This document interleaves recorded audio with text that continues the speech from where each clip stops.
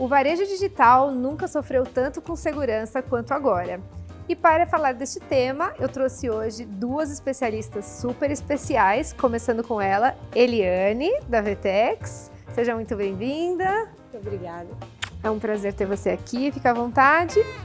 E também a Maria Anne, da AWS, outra super especialista. É um prazer, fica à vontade. E esse papo vai ser só com mulheres. Vamos lá!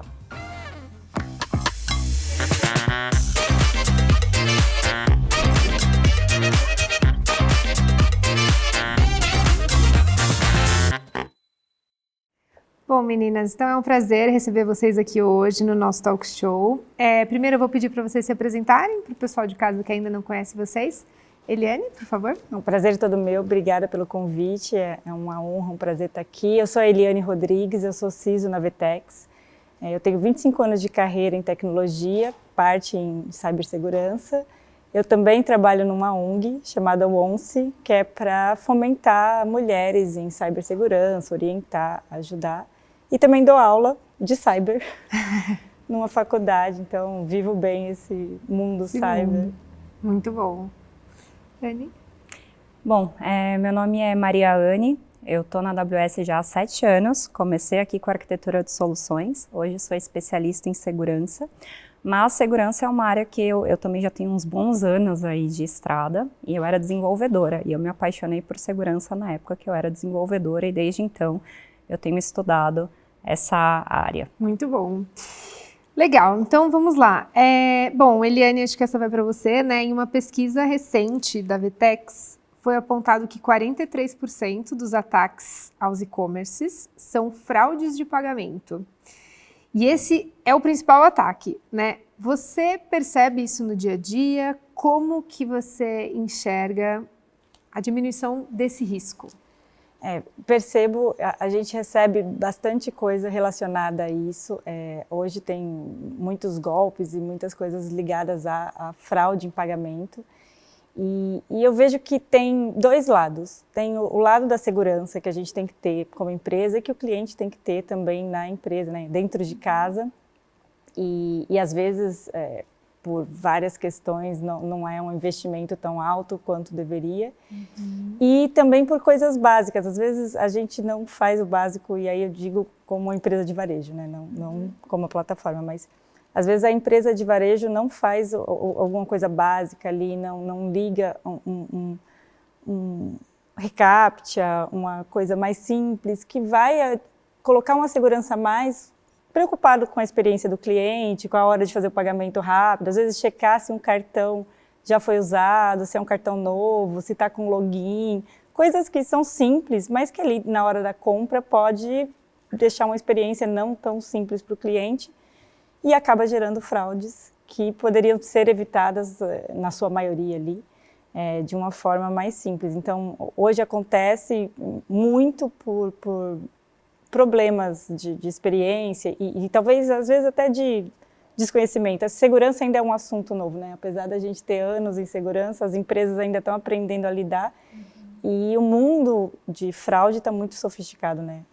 Cada dia se sofistica mais. Uhum. E a gente precisa investir mais nisso, trabalhar mais próximo do que a gente já conhece e sim, deixar a experiência boa, mas não esquecer da segurança, que a segurança é importante para o cliente. A gente está falando no final da experiência do cliente, mas ele tem uma fraude ali, é uma experiência muito ruim, né? Então, pensar que a segurança faz parte da experiência do cliente. Muito bom. E, Anne, por que você acha que o varejo é um dos setores mais visados pelos cybercriminosos? Bom, o cybercrime, ele vai visar sempre onde tem alguma oportunidade, por exemplo, de ganhos financeiros. Se a gente for olhar, a gente sabe que a indústria, por exemplo, financeira já é visada há mais tempo. Segurança em si, né, pegando o gancho da Eliane, é um tema relativamente novo. O cargo de cyber, de CISO, né, em cyber, é um cargo relativamente novo, deve ter aí uns 20, talvez 30 anos oficialmente. E a gente passou, por exemplo, pela pandemia. Tem um dado de uma pesquisa da PwC que 70% dos brasileiros aumentaram as compras online durante o período da pandemia e depois. Então foi um setor que se destacou e a gente tem dados de cliente, dados de pagamento, cartão, um ambiente que tem que funcionar 24/7, porque as pessoas podem comprar a qualquer momento. Isso também faz com que as janelas para manutenção às vezes sejam um pouco menores. E dados, hoje em dia, né, a gente sabe que virou um tesouro, né, dados de clientes, informações, então acabou virando um setor mais visado, alto volume de transações, né, então tudo isso leva a chamar a atenção dos cybercriminosos para esse setor cada vez mais. Eu acho que esse ponto que você falou, Anny, da pandemia, a gente já tinha um mercado digital, mas ainda era um pouco desconhecido para parte da população e para muitas pessoas em geral, assim. Mesmo as empresas ainda não estavam familiarizadas com esse mercado digital, ainda tinha muita compra física. Existe hoje a compra física, mas o mercado digital ele expandiu. Todo mundo hoje compra digital, aqui, na China, em qualquer lugar. Isso ficou muito simples. E aí os nossos dados foram todos para a web muito mais rápido. A gente faz muita mais transação, a gente tem dado de cartão, a gente tem dado PII, a gente tem muita coisa agora acontecendo e num volume muito alto. Então, isso modificou o jeito que o varejo trabalha, modificou o jeito que o mercado trabalha e o jeito que a cibersegurança tem que trabalhar, né? Muito bom. Cada vez mais a gente vê, né, as empresas trazendo a segurança para a mesa de negócios, para a mesa ali do board, até estabelecendo estratégias como Security by Design, né? E aí uma pergunta, acho que para vocês duas, né? Como convencer, ou nem convencer, né, mas trazer como uma pauta importante para o board mais tradicional, principalmente, né? Porque eu acho que um board, né, empresas que já nasceram no digital, elas já têm essa consciência, mas para empresas mais tradicionais, por exemplo, né? Como trazer essa atenção para que eles invistam em segurança, pensando que isso não gera uma receita direta, né? Digamos assim. Esse é o desafio no final. Segurança, eu acredito e vejo que está na cabeça do board, dos executivos. Todo mundo sabe que segurança é um tema importante, mas ele não é tangível. Ou ele espera acontecer alguma coisa.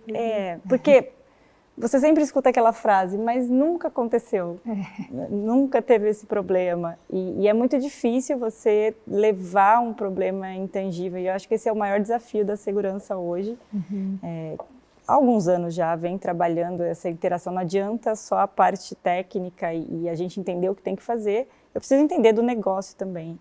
E eu acho que o maior desafio é a gente, como segurança também, entender como a gente faz parte do negócio, porque aí a gente leva para o board qual é a parte do negócio, onde está a experiência do cliente, onde está o ganho do produto e o que segurança colabora nisso. Acho que esse é o maior desafio hoje, então eu me coloco como profissional de segurança nesse desafio, porque para a gente é muito difícil, falar o técnico é fácil, agora falar de negócio e levar para eles que a gente está dentro do produto também, que a segurança traz também um retorno no produto com um produto mais seguro, trazendo mais clientes, enfim.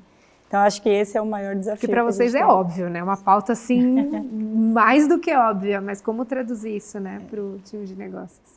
O negócio, ele vai olhar muito para risco, e cada negócio também vai ter um apetite de risco diferente.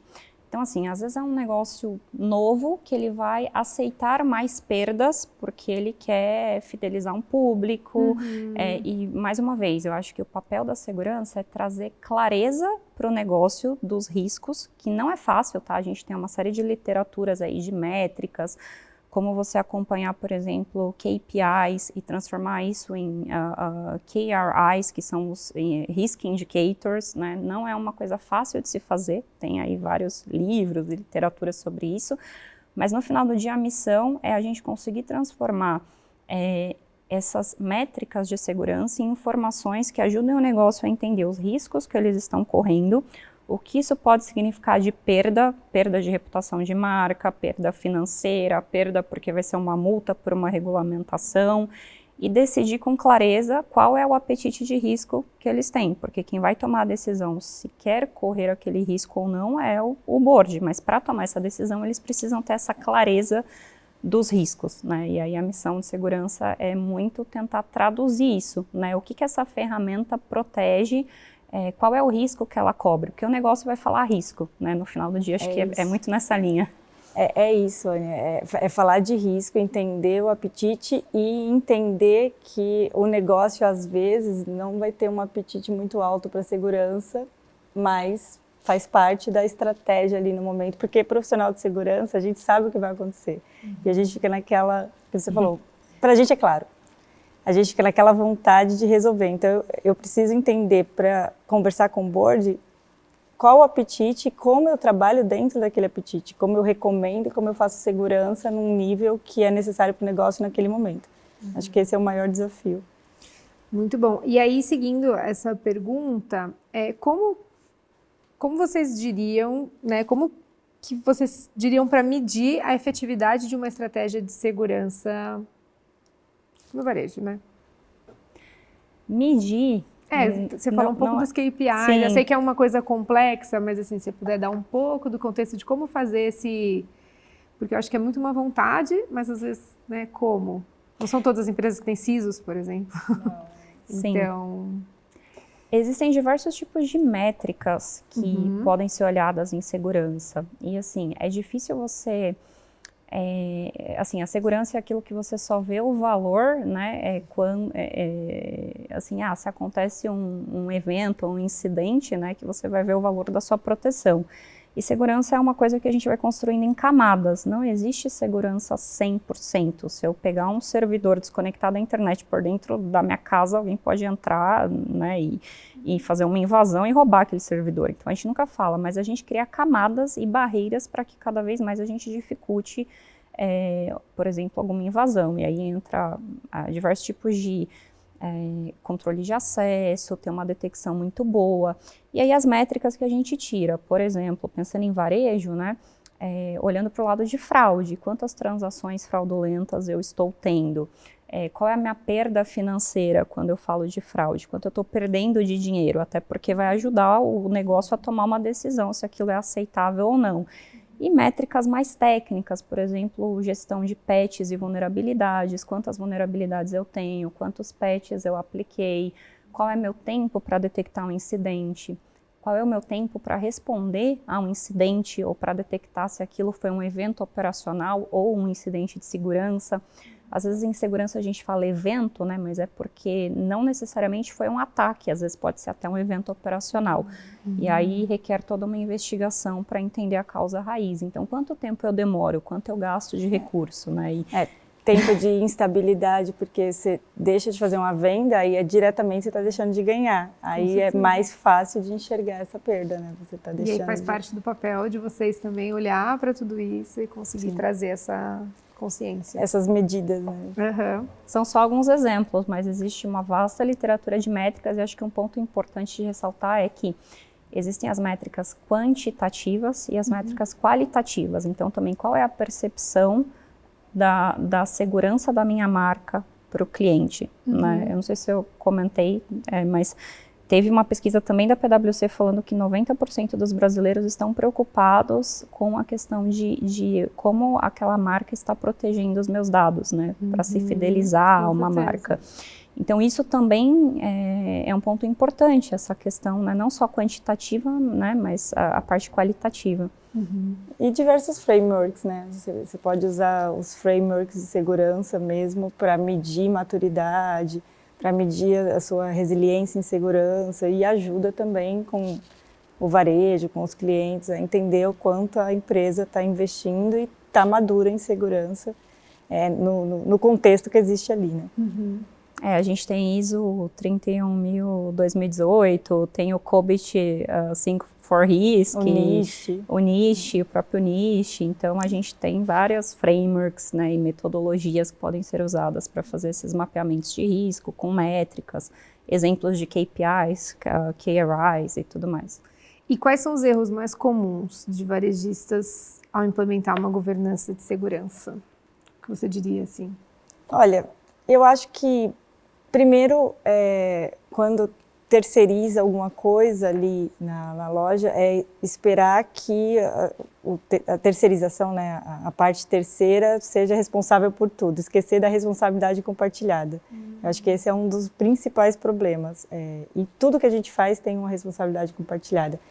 E como segurança é uma dor quieta, né, ela só dói quando acontece, na hora que acontece, que a pessoa entende que tinha que fazer, já está tarde, já não dá mais para resolver muito. Então, acho que o primeiro ponto é entender que tem responsabilidade dos dois lados e ser mais preciso com segurança, sabe? Estar mais perto de segurança, eu acho. Hoje, é óbvio que a gente precisa, e o varejo precisa gerar investimento, lucro, enfim, e segurança acaba não dando esse valor real. Mas a gente precisa investir em segurança antes dos eventos acontecerem. Eu vejo que muito varejo acaba investindo depois que os eventos acontecem, né? Então, isso acaba gerando muito perda operacional para todo mundo. Então, duas coisas que eu vejo como primordiais para a governança, para começar, é entender que o investimento tem que ser antes de acontecer. Então, já começar a investir em segurança e entender que tem uma responsabilidade compartilhada. Então, entender qual é a sua responsabilidade e atuar bem nessa parte da sua responsabilidade e qual é a do outro também, para cobrar a responsabilidade do outro ali.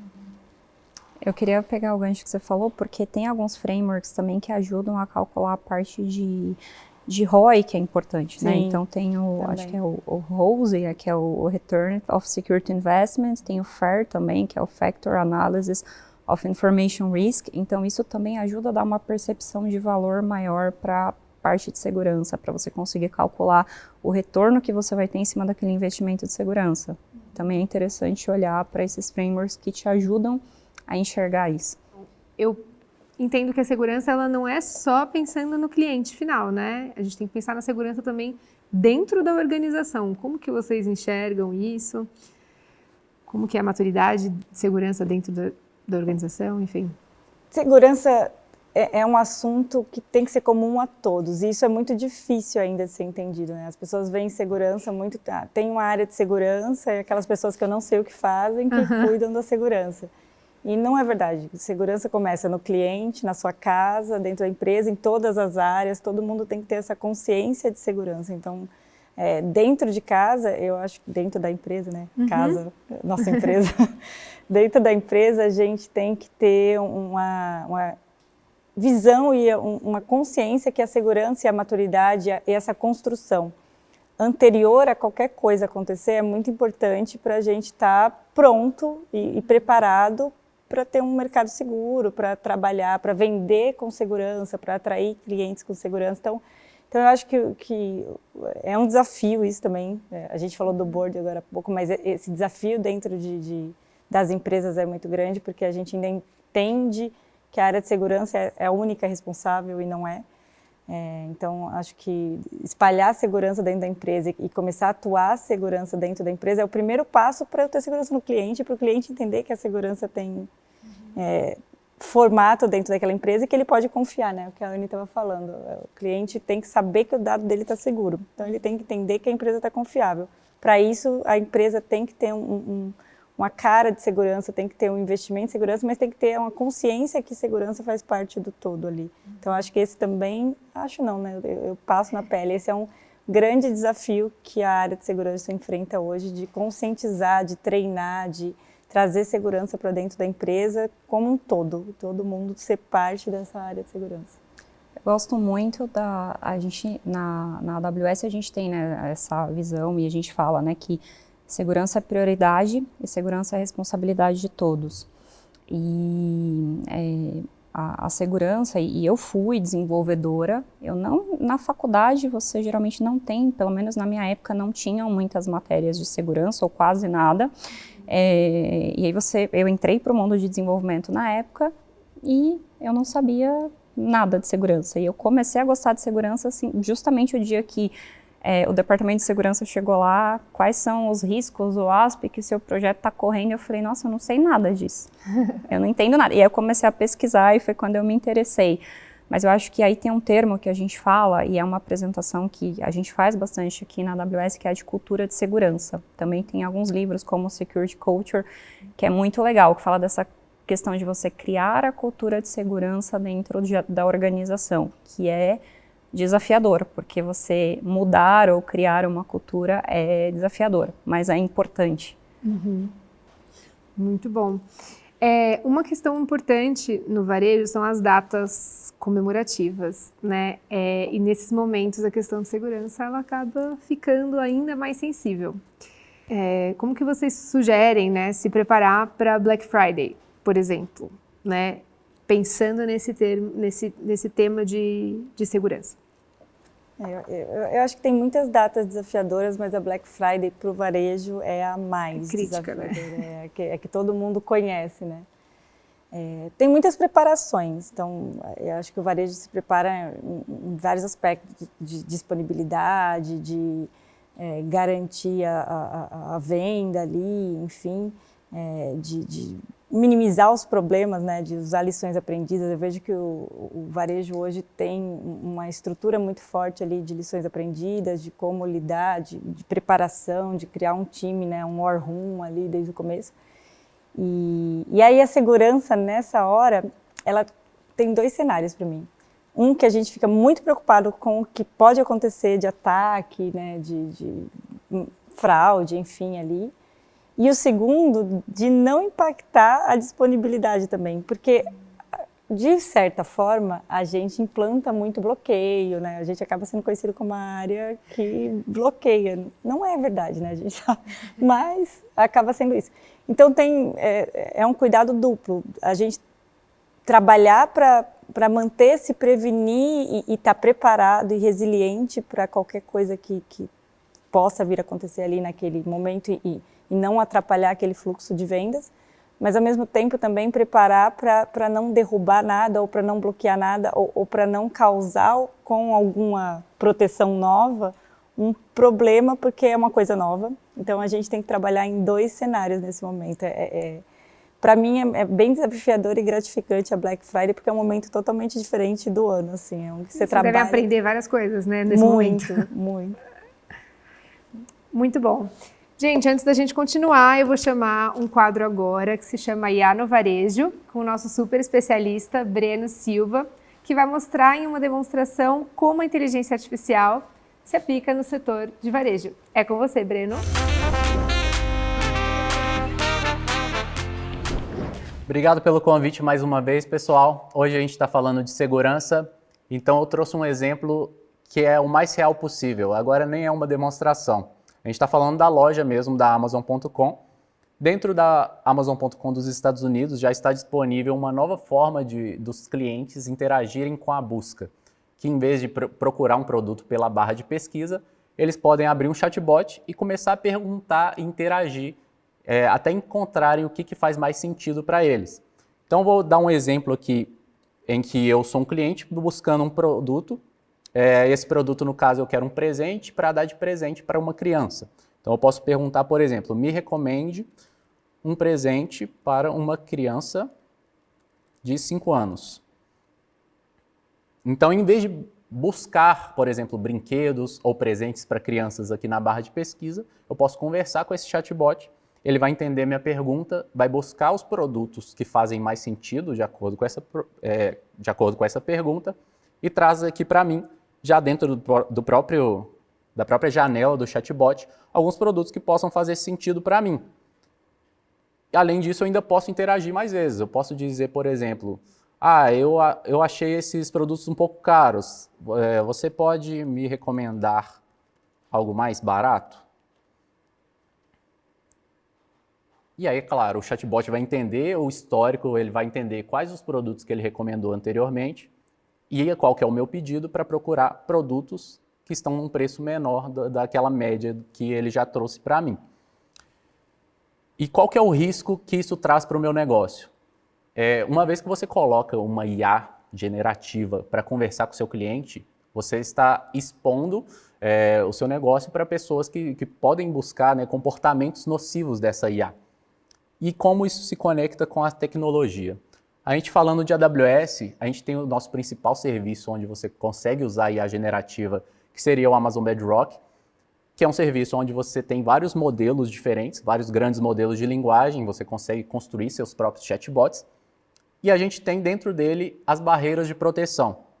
Na AWS, a segurança é a nossa maior prioridade, então aqui dentro você consegue usar essas barreiras de proteção para, por exemplo, determinar tópicos que seu chatbot não deveria falar.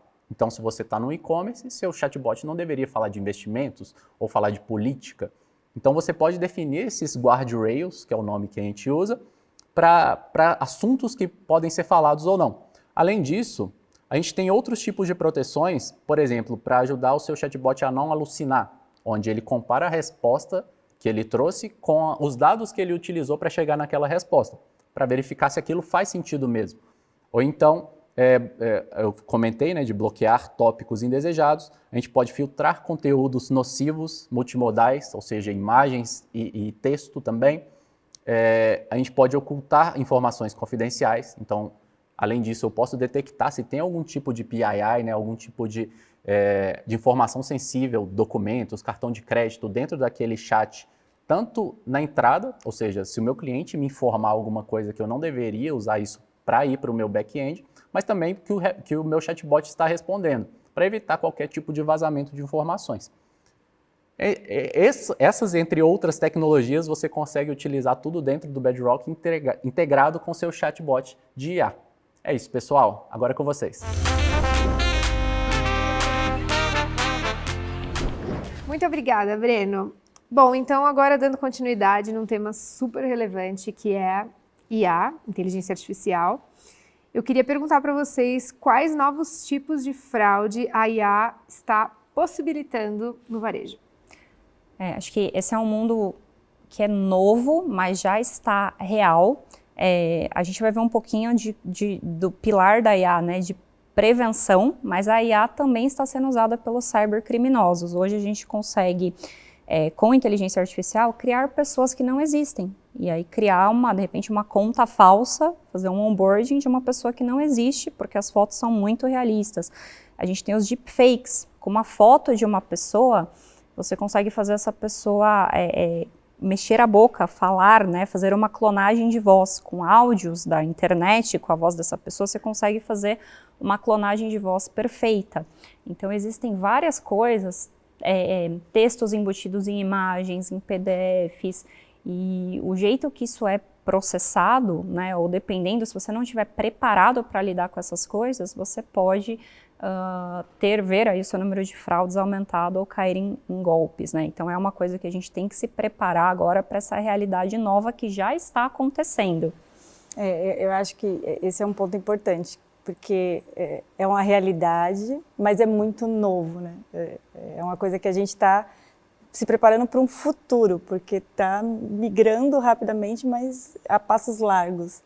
E ninguém sabe exatamente qual é a solução, qual vai ser o problema. Muita gente, se a gente está falando de segurança, que é uma coisa que as pessoas não enxergam, imagina essas fraudes de IA, ainda é muita novidade, né? Então, acho que o desafio é a gente já se preparar o quanto antes e assistir esses podcasts, entender, ler, porque a gente não está preparado para receber hoje um deepfake e entender que uma pessoa que está aparecendo ali não é a pessoa que deveria estar aparecendo ali. Então, acho que a gente está num momento novo da vida, assim como foi pós-pandemia, e muito desconhecido. Então, quanto mais cedo se preparar, mais pronto a gente vai estar. Pronto não, menos despreparados, porque eu acho que preparados a gente vai demorar muito a estar, né, Anne? Uhum. E puxando esse gancho, aí acho que para a Anne, né, quais ferramentas de IA a AWS oferece para detectar fraudes em tempo real? A AWS tem bastante coisa hoje, quando a gente vai falar que pode ser usada, por exemplo, né, o Amazon Fraud Detector.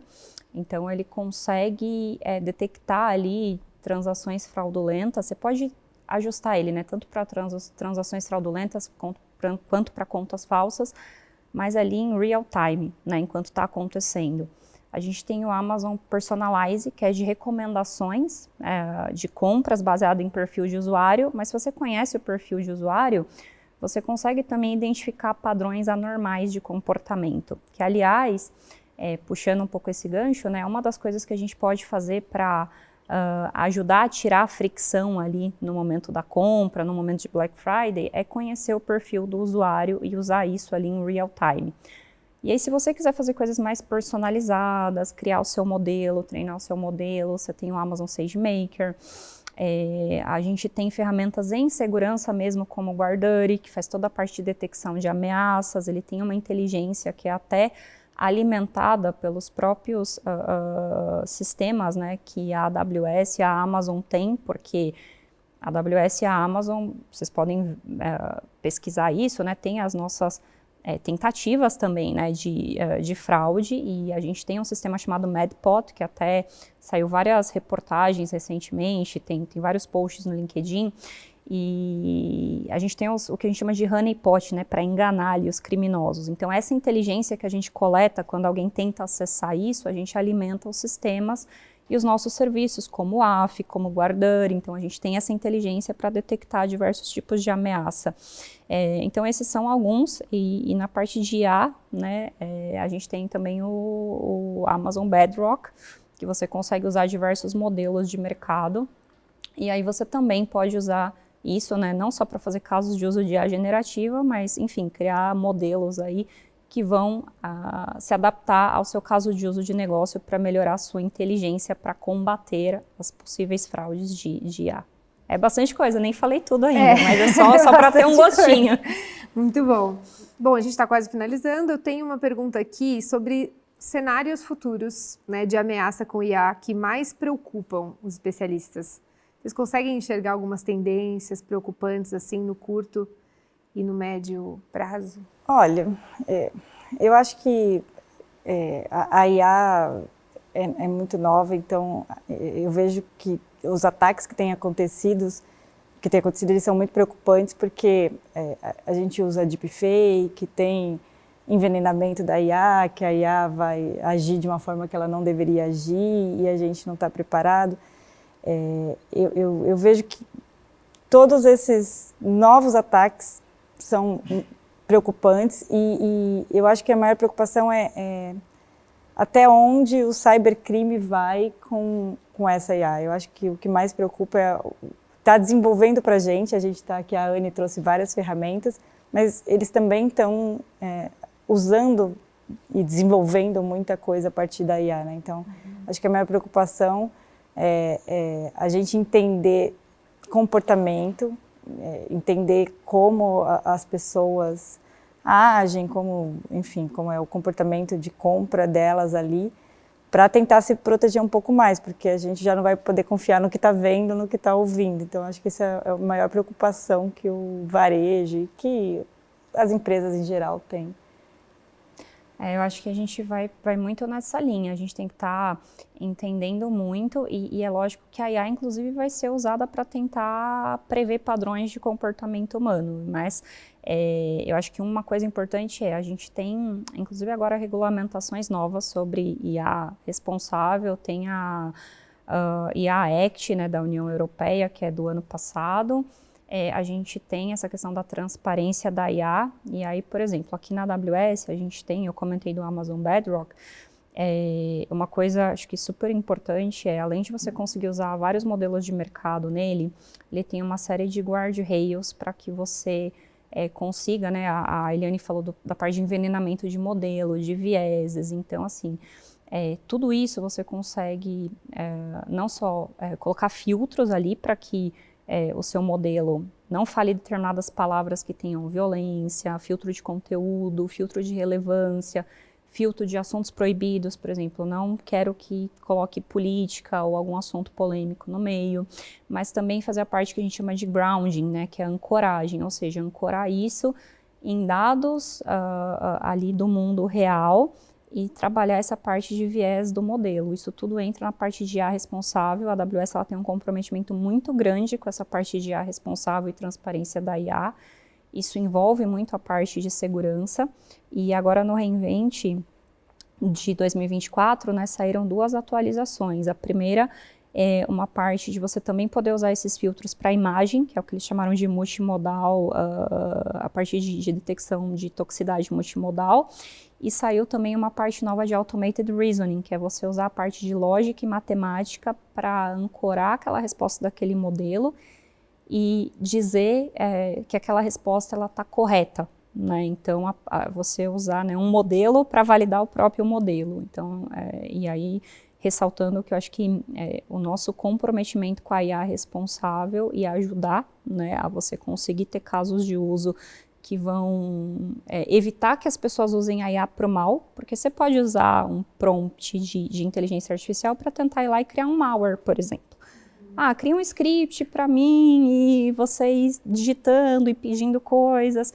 E quando você trabalha isso do lado das ferramentas, né, com a IA responsável, você inibe esses prompt injections, por exemplo, ou outros tipos de ameaças relacionadas à IA. Muito bom. Então, antes da gente finalizar, vocês têm alguma super dica desse tema de segurança ou de IA, Eliane? Eu acho que segurança tem que fazer parte da gente, do nosso dia a dia. Acho que de dica, eu sou uma pessoa super paranoica, então não precisa ser como eu, é uma dica. Mas eu acho que as pessoas têm que começar a entender que elas são parte da segurança na vida delas.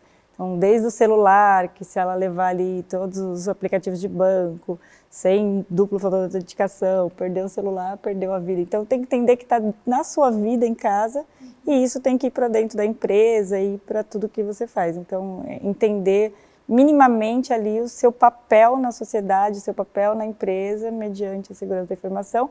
E a IA, porque tudo que a gente digita na IA é maravilhoso, ela faz tudo, mas são dados que a gente está vazando, está passando e está perdendo, está publicando. Uhum. Então, ter consciência disso e trazer para a vida que você é responsável. Essa autorresponsabilidade, né? Por esses atos e pelo que está acontecendo, e cada um na sociedade tem esse papel. Uhum. E Anne, quer fechar? Antes, só vou pegar mais um gancho aqui, que o Amazon Bedrock também tem filtro de dados sensíveis, né, ou dados pessoais, tanto na entrada do prompt quanto para retorno. Você consegue colocar filtros tanto para mascarar quanto para pôr uma resposta padrão. Porque muitas vezes as pessoas realmente não vão ter essa consciência de que eu não posso imputar um dado pessoal ali no meu prompt. Mas eu acho que é muito na linha do que a Eliane falou. A gente tem que pensar que hoje todo mundo tem um celular. As pessoas, né, antigamente tinha aquele famoso golpe da saidinha de banco. Hoje é tudo digital, as pessoas têm celulares, as pessoas nem vão mais no banco, as pessoas usam transações financeiras pelo celular. Então o mundo mudou e a gente tem que conscientizar, e eu acho que o treinamento e conscientização é uma parte fundamental com as peculiaridades de cada indústria, né, no caso do varejo, mas a gente sempre trabalhar para trazer essa conscientização e treinamento que todo mundo precisa estar ciente dos riscos para que as pessoas possam se proteger, com medidas muitas vezes simples, por exemplo, usar um segundo fator de autenticação, que é uma coisa que causa uma pouca fricção, mas te dá uma proteção muito grande. Então, isso é essencial, as pessoas terem essa consciência hoje e adotarem essas medidas que muitas vezes são simples, mas te dão um grande fator de proteção. Bom, meninas, muito obrigada. Eu acho que o papo foi super enriquecedor. Espero que vocês tenham gostado. Nós que agradecemos. Obrigada pelo convite. Foi um prazer estar aqui com você, Anne, e com vocês também. Obrigada. Foi um prazer. Prazer estar aqui com você, Laura, Eliane. E segurança é prioridade, é responsabilidade de todos. É isso aí. Obrigada.